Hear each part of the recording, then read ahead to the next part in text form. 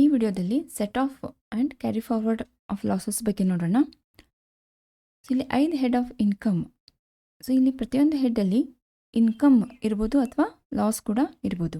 ಯಾವಾಗಲೂ ಇನ್ಕಮೇ ಇರುತ್ತೆ. ಸೊ ಇಲ್ಲಿ ಲಾಸ್ ಇರೋದಿಲ್ಲ, ಯಾವಾಗಲೂ ಸ್ಯಾಲ್ರಿ ಇನ್ಕಮೇ ಇರುತ್ತೆ. ದೆನ್ ಇನ್ಕಮ್ ಫ್ರಮ್ ಹೌಸ್ ಪ್ರಾಪರ್ಟಿಯಲ್ಲಿ ಲಾಸ್ ಇರ್ಬೋದು.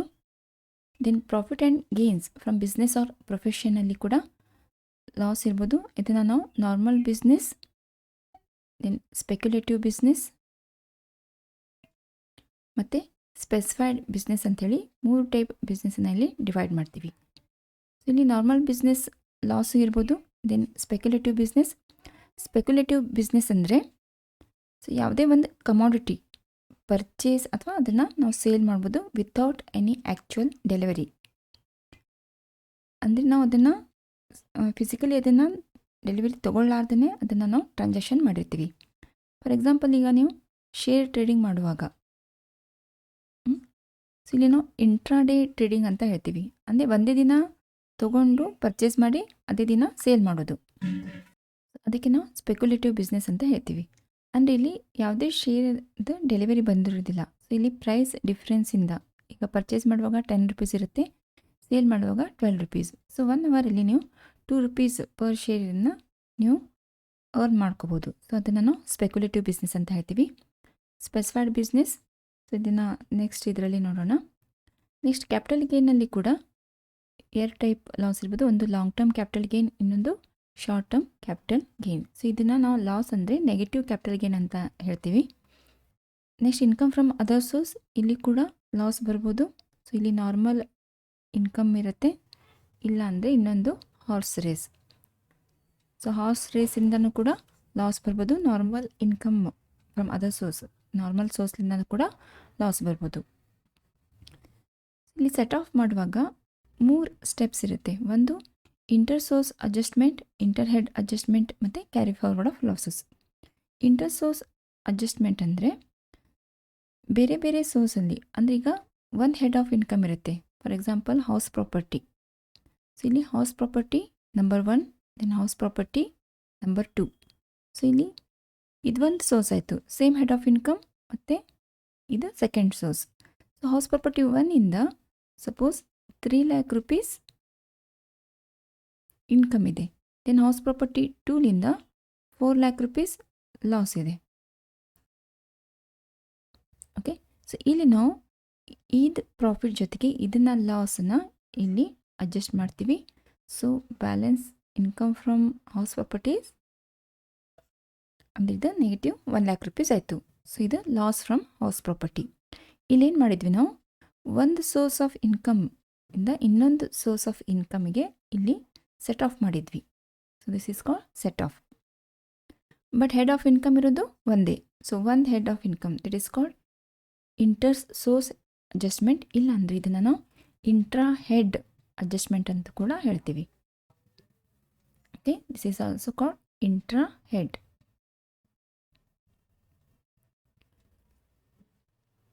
ದೆನ್ ಇನ್ನೊಂದು head salary, income from salary. So ಇಲ್ಲಿ ನಮಗೆ 6 ಲ್ಯಾಕ್ ರುಪೀಸ್ ಇನ್ಕಮ್ ಇರುತ್ತೆ. ಸೊ ಇಲ್ಲಿ ಇನ್ಕಮ್ 6 ಲ್ಯಾಕ್ ರುಪೀಸ್ ಜೊತೆಗೆ ಈ ಲಾಸ್ ಇನ್ಕಮ್ ಫ್ರಮ್ ಹೌಸ್ ಪ್ರಾಪರ್ಟಿದ ಲಾಸ್ ಕೂಡ ಇಲ್ಲಿ ಅಡ್ಜಸ್ಟ್ ಮಾಡ್ಬೋದು.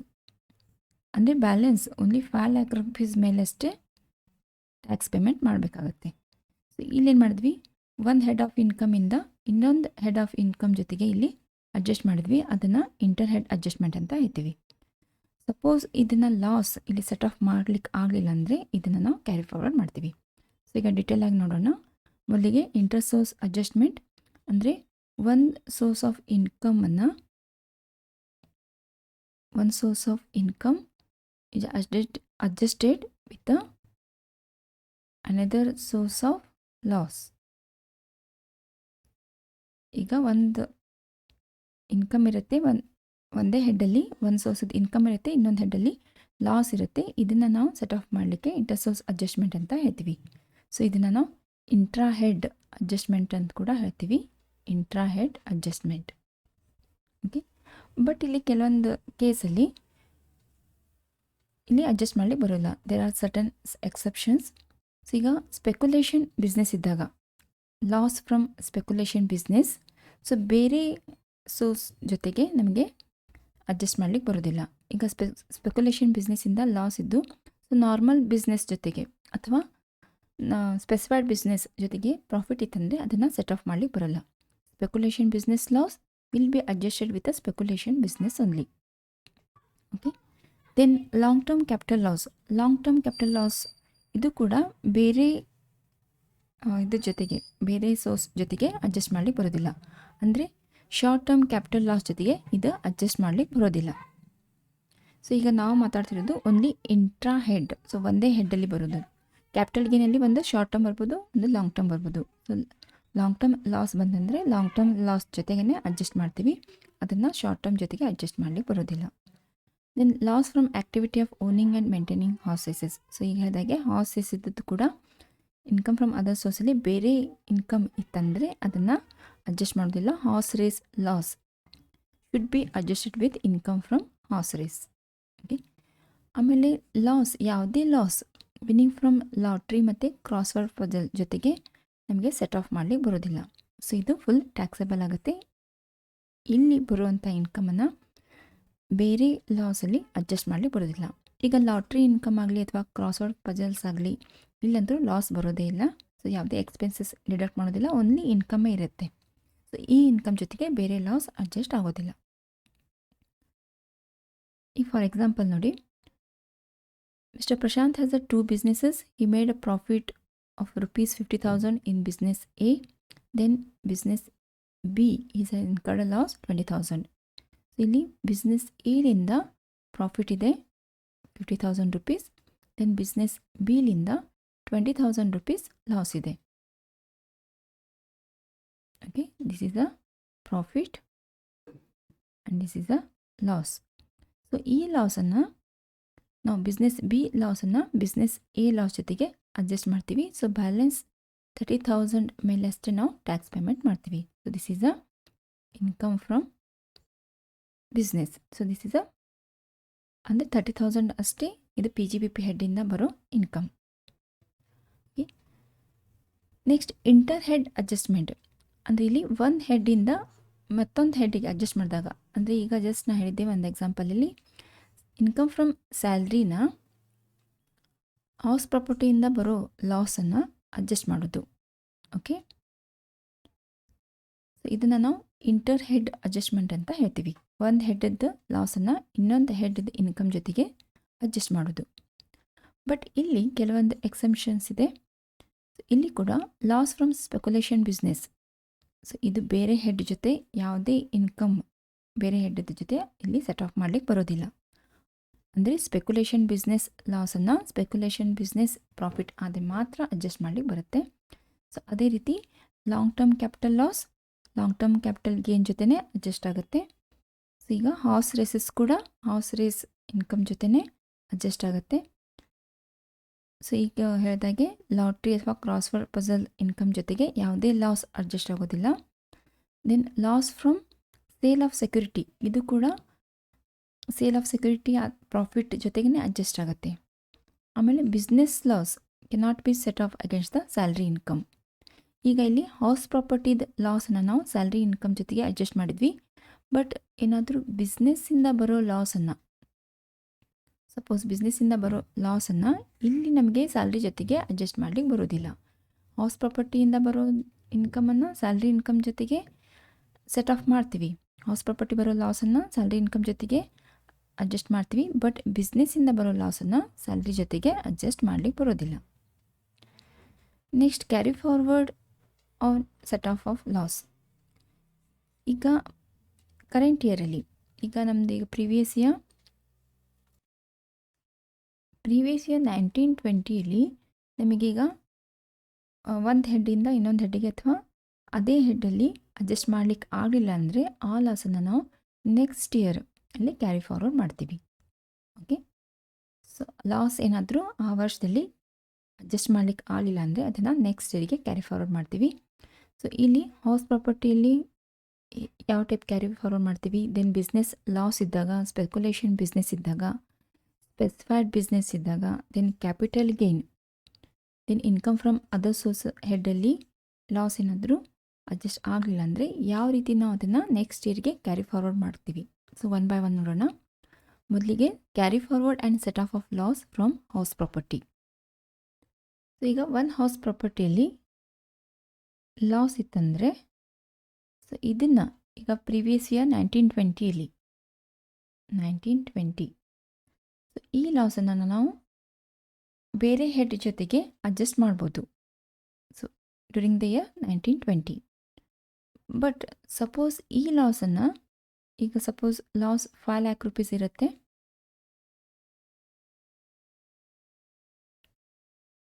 ಸೊ ಇಲ್ಲಿ ನಾವು ಬೇರೆ ಹೆಡ್ ಜೊತೆಗೆ 3 lakh ಅಡ್ಜಸ್ಟ್ ಮಾಡಿದ್ವಿ. ಸೊ ಮಿಕ್ಕಿದ 2 lakh rupees ಇದನ್ನು ಅಡ್ಜಸ್ಟ್ ಮಾಡ್ಲಿಕ್ಕೆ ಆಗಲಿಲ್ಲ ಡ್ಯೂರಿಂಗ್ ದ ಇಯರ್ 1920. ಇದನ್ನೇನು ಮಾಡ್ತೀವಿ ನಾವು ಪ್ರಿವಿಯಸ್ ಇಯರ್ 2021ನಲ್ಲಿ ಇದನ್ನು ನಾವು ಕ್ಯಾರಿ ಫಾರ್ವರ್ಡ್ ಮಾಡ್ತೀವಿ. ಸೊ ಅಂದರೆ ನೆಕ್ಸ್ಟ್ ಇಯರಿಗೆ ಇದನ್ನು ಕ್ಯಾರಿ ಫಾರ್ವರ್ಡ್ ಮಾಡ್ತೀವಿ. ಬಟ್ ಈ ಲಾಸನ್ನು ನಾವು ನೆಕ್ಸ್ಟ್ ಇಯರ್ ಬೇರೆ ಹೆಡ್ ಜೊತೆಗೆ ಸೆಟ್ ಆಫ್ ಮಾಡ್ಲಿಕ್ಕೆ ಆಗೋದಿಲ್ಲ. ಸೊ ಇದನ್ನು only income from house property ಇದ್ರೆ ಮಾತ್ರ ಸೆಟ್ ಆಫ್ ಆಗುತ್ತೆ. ಓಕೆ, ಅಂದರೆ ಈಗ ನೋಡಿ ಕರೆಂಟ್ ಇಯರಲ್ಲಿ ಬೇರೆ ಹೆಡ್ ಜೊತೆಗೆ ನಾವು ಇಲ್ಲಿ ಅಡ್ಜಸ್ಟ್ ಮಾಡಿದ್ವಿ. ಸೊ ಇಲ್ಲಿ ಸ್ಯಾಲ್ರಿ ಇನ್ಕಮ್ ಇತ್ತಂದರೆ ಅಥವಾ ಬೇರೆ ಹೆಡ್ಡಲ್ಲಿ ಇದನ್ನು ಅಡ್ಜಸ್ಟ್ ಮಾಡಿದ್ವಿ. ಬಟ್ ನೆಕ್ಸ್ಟ್ ಇಯರ್ ಇದನ್ನು ಕ್ಯಾರಿ ಫಾರ್ವರ್ಡ್ ಮಾಡಿದಾಗ it should be set of only from the income from house property. Okay, income from house property ಇದ್ರೆ ಮಾತ್ರ ಇದು ಸೆಟ್ ಆಫ್ ಆಗುತ್ತೆ, ಇಲ್ಲ ಅಂದರೆ ಇದು ಸೆಟ್ ಆಫ್ ಆಗೋದಿಲ್ಲ. ಇದನ್ನು ನಾವು ಎಷ್ಟು ವರ್ಷ ಕ್ಯಾರಿ ಫಾರ್ವರ್ಡ್ ಮಾಡ್ಬೋದು ಅಂದರೆ ಆಲ್ಮೋಸ್ಟ್ 8 yearsವರೆಗೂ ಕ್ಯಾರಿ ಫಾರ್ವರ್ಡ್ ಮಾಡ್ಬೋದು. ಅಂದರೆ ಈಗ 2021ನಲ್ಲಿ ಕೂಡ ಇದು ಲಾಸ್ ಸೆಟ್ ಆಫ್ ಆಗಲಿಲ್ಲ ಅಂದರೆ ನೆಕ್ಸ್ಟ್ ಇಯರ್ ಮತ್ತೆ ಕ್ಯಾರಿ ಫಾರ್ವರ್ಡ್ ಮಾಡ್ಬೋದು. ಸೊ ಅದೇ ರೀತಿ 8 yearsವರೆಗೂ ಇದನ್ನು ಕ್ಯಾರಿ ಫಾರ್ವರ್ಡ್ ಮಾಡಿ ಇನ್ಕಮ್ ಫ್ರಮ್ ಹೌಸ್ ಪ್ರಾಪರ್ಟಿ ಜೊತೆಗೆ ಮಾತ್ರ ಇದನ್ನು ಸೆಟ್ ಆಫ್ ಮಾಡ್ಬೋದು. Okay, next carry forward and set of business losses. ಇಲ್ಲಿ ಕೂಡ ಒಂದು ಬಿಸ್ನೆಸ್ಸಿಂದ ಬರೋ ಲಾಸ್, ಸಪೋಸ್ ಇಲ್ಲಿ ಬಿಸ್ನೆಸ್ ಲಾಸ್. ಓಕೆ, ಇಲ್ಲಿ ಫಸ್ಟ್ ಅದೇ ಹೆಡ್ಡಲ್ಲಿ ಅಡ್ಜಸ್ಟ್ ಮಾಡ್ಬೋದು, ಇಲ್ಲಾಂದರೆ ಬೇರೆ ಹೆಡ್ಡಲ್ಲಿ ಕೂಡ ಇದನ್ನು ಲಾಸನ್ನು ಅಡ್ಜಸ್ಟ್ ಮಾಡ್ಬೋದು ಡ್ಯೂರಿಂಗ್ ದ ಕರೆಂಟ್ ಇಯರ್. ಅಂದರೆ ಇಲ್ಲಿ ಪ್ರಿವಿಯಸ್ ಇಯರ್ 1920ಯಲ್ಲಿ ಸಪೋಸ್ ಲಾಸ್ ಇತ್ತಂದರೆ ಆ ವರ್ಷ ಬೇರೆ ಹೆಡ್ ಜೊತೆಗೆ ಇದನ್ನು ಅಡ್ಜಸ್ಟ್ ಮಾಡ್ಕೋಬೋದು. ಸಪೋಸ್ ಈ ಲಾಸ್ ಸೆಟ್ ಆಫ್ ಆಗಲಿಲ್ಲ ಅಂದರೆ ಈ ವರ್ಷದಲ್ಲಿ ಯಾವ ವರ್ಷ ಲಾಸ್ ಆಗಿರುತ್ತೆ ಆ ವರ್ಷದಲ್ಲಿ ಸೆಟ್ ಆಫ್ ಆಗಲಿಲ್ಲ ಅಂದರೆ ಇದನ್ನು ಕ್ಯಾರಿ ಫಾರ್ವರ್ಡ್ ಮಾಡ್ತೀವಿ. ಅಂದರೆ carry forward for the next 8 yearsವರೆಗೂ ಇದನ್ನು ನಾವು ಕ್ಯಾರಿ ಫಾರ್ವರ್ಡ್ ಮಾಡ್ಬೋದು. ಬಟ್ ಕ್ಯಾರಿ ಫಾರ್ವರ್ಡ್ ಮಾಡಿದಾಗ ನೆಕ್ಸ್ಟ್ ಇಯರ್ ಈ ಲಾಸನ್ನು ನಾವು ಬಿಸ್ನೆಸ್ ಇನ್ಕಮ್ ಜೊತೆಗೆ ಮಾತ್ರ ಇದನ್ನು ನಾವು ಅಡ್ಜಸ್ಟ್ ಮಾಡ್ಬೋದು, ಬೇರೆ ಹೆಡ್ ಜೊತೆಗೆ ಅಡ್ಜಸ್ಟ್ ಮಾಡಲಿಕ್ಕೆ ಬರೋದಿಲ್ಲ. ಬಟ್ ಇಲ್ಲಿ ಬಿಸ್ನೆಸ್ ಇನ್ಕಮ್ ಅಂದರೆ ಇಲ್ಲಿ ಡೆಪ್ರಿಸಿಯೇಷನ್ ಕೂಡ ಇನ್ಕ್ಲೂಡ್ ಆಗುತ್ತೆ. ಸೊ ಡೆಪ್ರಿಸಿಯೇಷನ್ಗೆ there is a no limit of a carry forward. ಅಂದರೆ ಇಲ್ಲಿ ಬಿಸ್ನೆಸ್ ಲಾಸಲ್ಲಿ 2 ಟೈಪ್ ಇರುತ್ತೆ. ಒಂದು ಡೆಪ್ರಿಸಿಯೇಷನ್ ಇನ್ಕ್ಲೂಡ್ ಆಗಿರ್ಬೋದು, ಇಲ್ಲಾಂದರೆ ಬಿಸ್ನೆಸ್ ಲಾಸ್ ಕೂಡ ಇರ್ಬೋದು. ಸೊ ಬಿಸ್ನೆಸ್ ಲಾಸ್ ಇತ್ತಂದರೆ ನಾವು ಅದನ್ನು 8 yearsವರೆಗೂ ಕ್ಯಾರಿ ಫಾರ್ವರ್ಡ್ ಮಾಡ್ಬೋದು. ಡೆಪ್ರಿಸಿಯೇಷನ್ ಇತ್ತಂದರೆ there is a no limit of a carry forward. ಇದನ್ನು ಎಷ್ಟು ವರ್ಷ ಬೇಕಾದರೂ ನಾವು ಕ್ಯಾರಿ ಫಾರ್ವರ್ಡ್ ಮಾಡಿ ಸೆಟ್ ಆಫ್ ಮಾಡ್ಕೋಬೋದು.